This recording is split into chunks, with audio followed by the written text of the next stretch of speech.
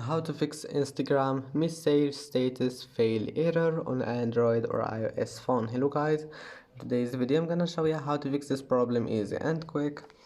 First, go to Play Store or App Store and make sure your Instagram is updated.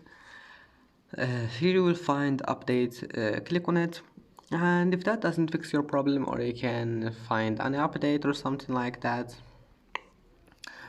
just go to settings, scroll down until you find here battery, make sure power saving mode is disabled, and then go to apps again, type here Instagram and click on it.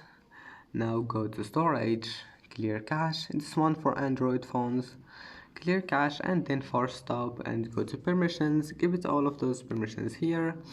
And I hope that can fix your problem. Please don't forget to like and to subscribe, and see you in the next video.